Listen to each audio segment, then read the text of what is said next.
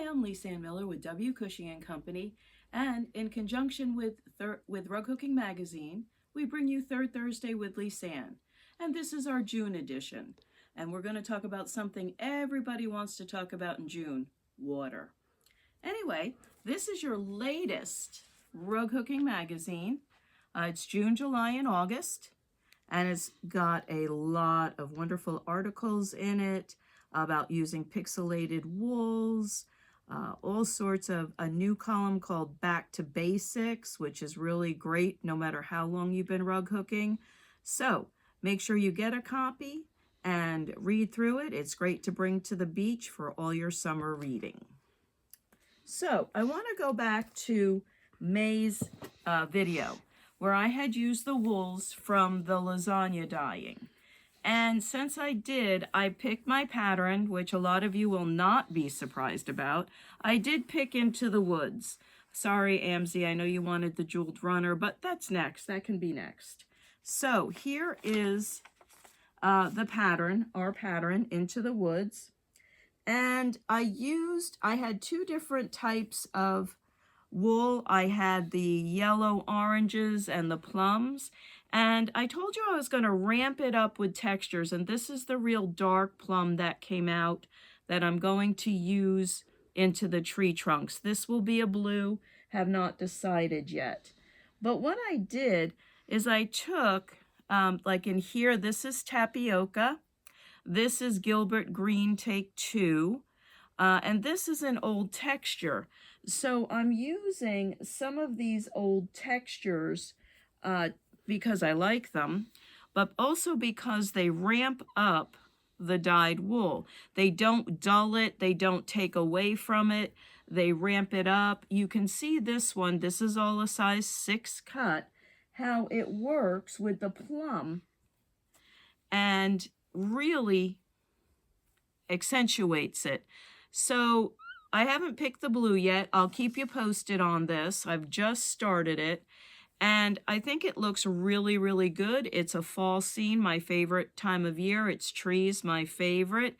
And when I do the next lasagna dye, I'll do it with the jeweled runner in mind, and we'll see what we do with that one. So from the casserole dyeing, or lasagna dyeing, this is what we got, okay?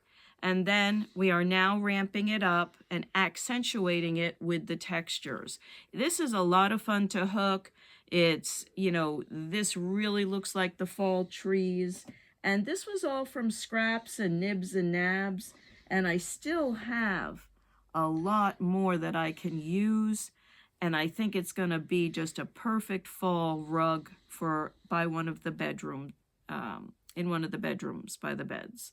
So there you are, Into the Woods, the lasagna dyeing, and this shows how the textures really, really accentuate the dyed wools. So stay tuned, keep you posted.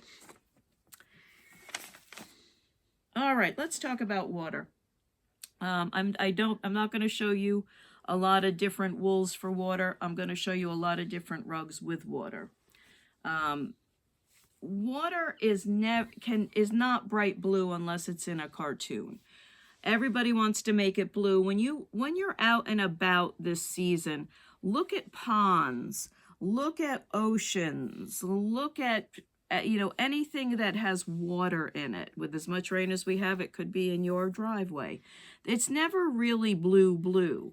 In this case, in this one with the Maine moose, this one has a blue-green because of the colors. It's very solid. This is an older hooked rug. Doesn't have a lot of motion, but that's the way that the rugs were hooked. But you can tell if this was to be bright blue, it would have stuck out, detracted from the moose. So it's one of these things that when you hook it, this happens to be done this way because it is not textured, it is not dyed, and it gives it more of a flat appearance. And this is called Joan's Vision. This was actually hooked by Joan Moshimer.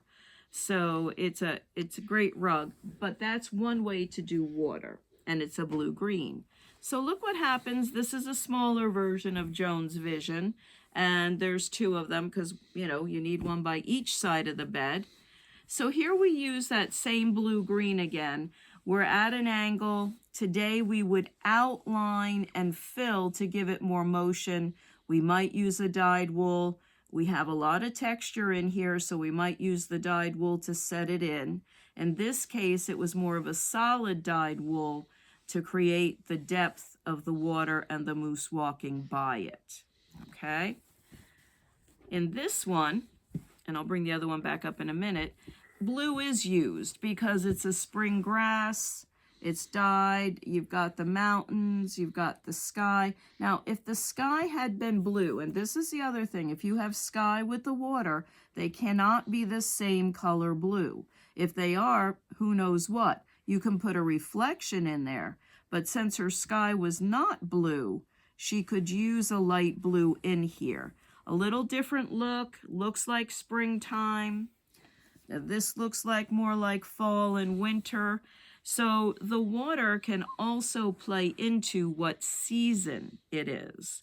But again, if you're going to have blue skies, you need to have different water, different colors in the water. So Joan's Vision, here's the fall version, here's the spring version. This is also the smaller version. All right.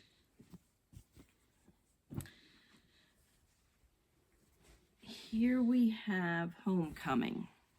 Another one of our patterns. Homecoming, you have your mermaids. And here's the case where the sky, we'll talk about the sky first. The sky happens to be Cloud 9, Yankee pinstripe, and of course these wonderful formation of clouds. So it's a lighter blue. But the ocean is not blue. If you've ever been on the ocean, worked on the ocean, sailed on it, you know it's never a blue. So what I did for this ocean is I took textures because I wanted something, they're so solid, they're done in the velvets. I wanted something that created motion so they would be the focal point, not the ocean. You know they're looking at the ocean, there's a ship on the ocean. So I took a stripe. I took an old stripe that had purple, green, and a little bit of gray in it. And I cut it both ways. I cut it with the stripe and against the stripe. Put it in a pile, pulled and hooked in puzzle pieces. But you also need motion within this. I added a green dyed wool, as you can see, and I added it over here. It could be seaweed. It could be another siren coming up from the ocean. Kind of matches her a little bit. It could just be the way the ocean looks sometimes on a cloudy fall day. That's up to you.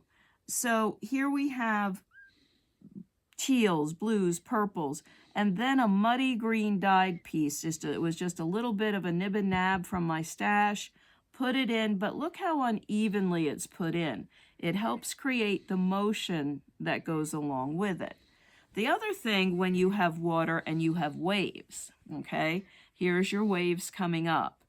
It's always best not to use stark white if you're using a texture. This happens to be a textured white.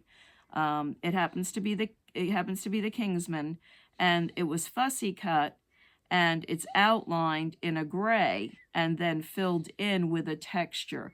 Now, if you use dyed wool for this, it would have been too stark. So you need to blend it so it looks like it's rolling off the ocean. And it's always good sometimes to put an outline in. You can also accent the waves with a little bit of a fluff yarn like a boucle if you wanted to. So that is another way with textures, just straight textures, and ramp it up with the dyed, accentuate it with the dyed, make it uneven, and there you have an ocean. And there you have a blue sky. And if I had done blue for the water, it would have blended way too much or made the sky look terribly gray, and that's not what we wanted.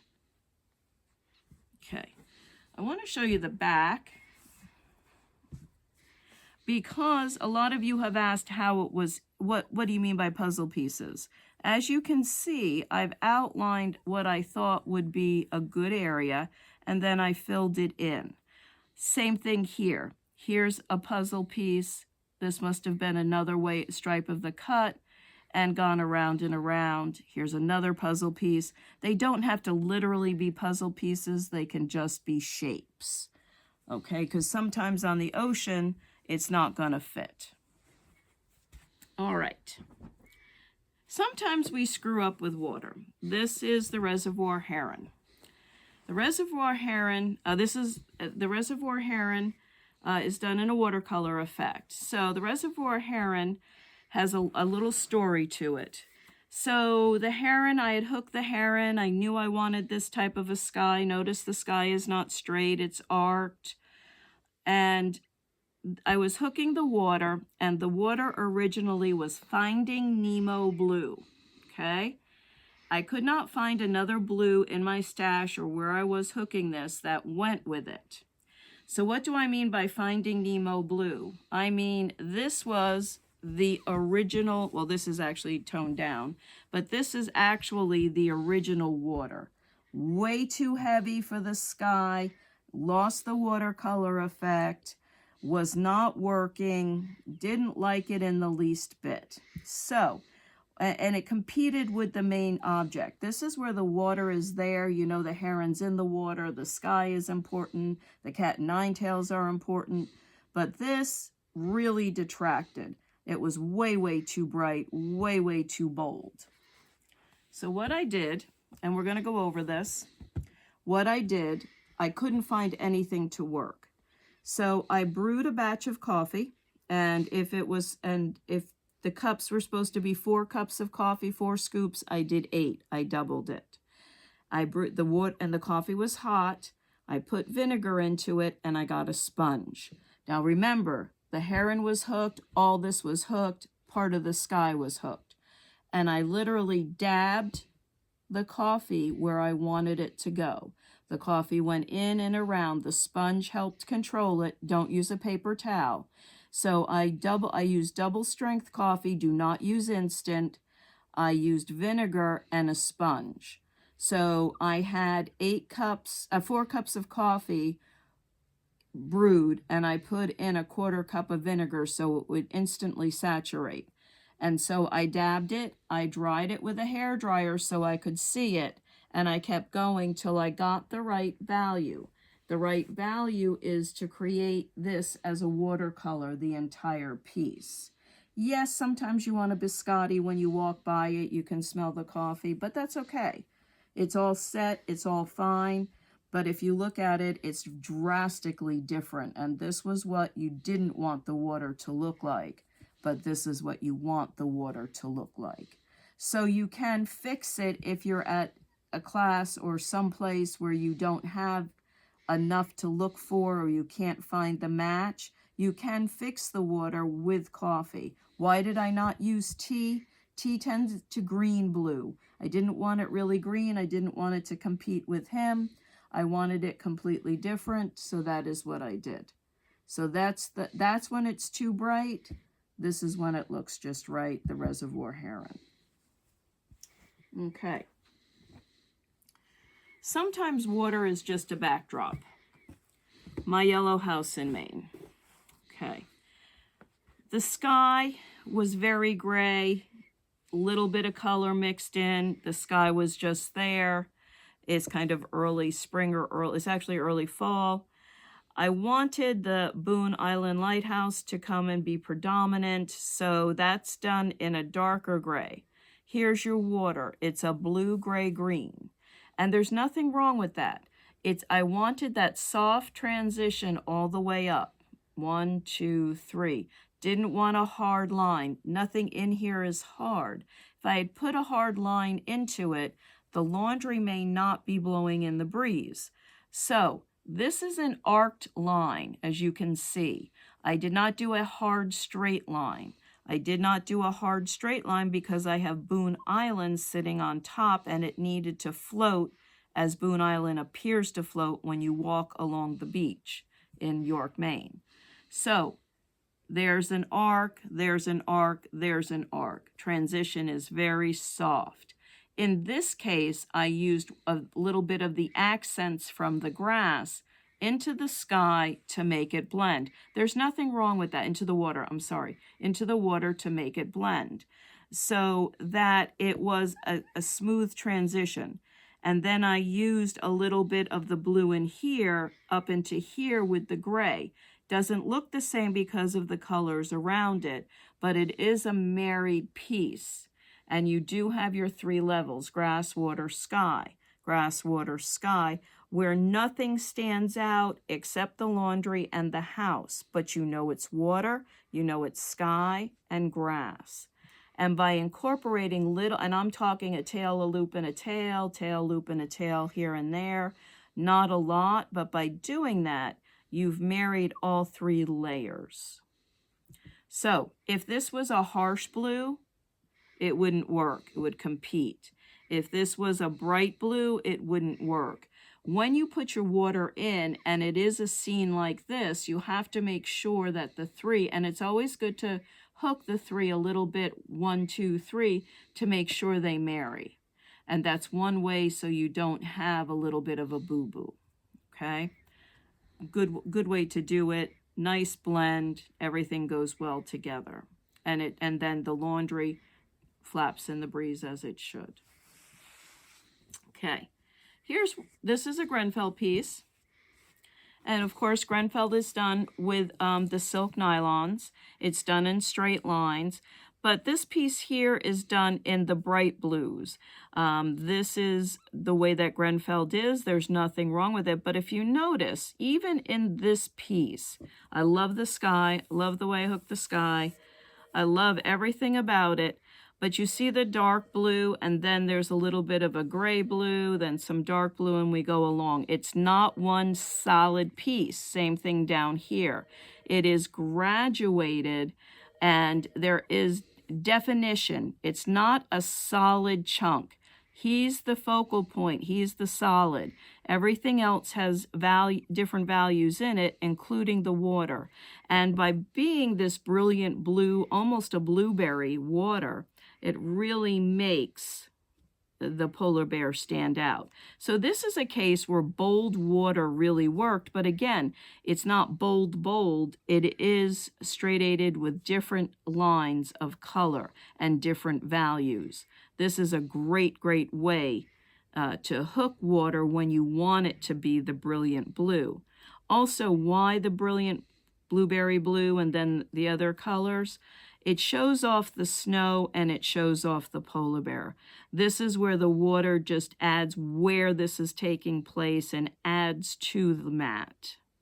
So here's a good indication of bold water. Ocean Commotion is next. Yes. Ocean Commotion has 2 layers of water. And this is the case of the darker water is in the center with the ship. And this is an all-over rug, and it's a great rug. It's a great rug to use nibs and nabs. You have your mermaid, your octopus, your fish, your whale, everything. But here's the ocean blue. It's actually a blue-green. It's actually a texture. It shows off the ship, but it doesn't make the ship the focal point because you have an entire scene going around this. The lighter blue, this is 2 textures as well. It's a blue-gray, and these are both gray blues. Show off, but don't over-accentuate all of the sea creatures that are here. What breaks this up, and this is something that hasn't appeared in the other rugs, is your sand. You actually need your sand sometimes to break things up, to land things. So our turtles are coming from the sand along with our seagull. Here's our sea house. But 2 tones. They don't compete with each other. They complement each other. And this way, with this being the darker, this being the lighter, his little water spout shows up nicely. But they are gray-green blues. And this is a gray blue. And it works out very nicely. Here's your accent pieces so that it's not solid, it's not heavy, and it frames it perfectly. And then once you get these 2 colors correct, Then you pick the other colors. You would not hook this whole thing, then try and match. You pick this color and match to it. That's why you can use the vibrant oranges, the pale purples, and that lets you do everything you need to do to make this rug just a nice, happy piece to celebrate your June vacation at the ocean. And this is Ocean Commotion. Now, this is the Cape Elizabeth lighthouse in Portland, Maine. And this was hooked by Joan Moshimer. But as you can see, the water breaking is a blue-green. And it is breaking in different tones. She's married all different tones. Her waves are cream. They are not bright colored. Everything here is a blend. It blends right into the rocks. The rocks are all different quagmire of colors because the rocks at the lighthouses in Maine change by if the sun is on them or if the sun is not. They can go from brown to gray to a rose color. So this is the case where she's put the pine landscape in, and then she's used this color. It is not bright blue, as you can see. It is a blue-green. She used almost our opal color for the sky, and by doing that, it really makes it a soft piece. The lighthouse is there. You know it's on the rocks. The scene says what it's supposed to say. And it really, really is a beautiful rendition of the Cape Elizabeth Lighthouse. Many people get married there. And it's a nice, nice soft piece. As opposed to our sailing piece. Okay, so the sails are out. The water is there. Now this is the case of a vibrant water. You can see the churning. The sky is graduated, believe it or not. You can see the graduation. You can barely see the seagull and the cloud. That's good because she put her emphasis down into the water. The water is the important part. So she used vibrant blues, more vibrant greens. She used more whites because it's not taking away from anything. And she really worked hard. She used the dark, this is a dark navy, it is not black. And she used that to set up the waves. So this is another case where the bold ocean was needed and was used correctly. Also, when you are hooking water and there is a boat, always sneak some in the back. You can see there's some snuck right in the back there. That gives the boat depth, whether it's a sailboat, sailing vessel, whatever you would like to have. Always put some around it, so that's what also adds to the depth of this sailboat. So again, very bold, needed to be, anchors the piece, shows off everything else, but doesn't compete with anything else. And that's a really good example of the bold ocean. And I'm going to set that there for a minute. And I'm going to bring up the Cape Elizabeth. And you can see the difference. You can see the difference in them and the difference in the feel. If this water was over here, it would compete with the red. It would compete with the rest of it. But it does belong here.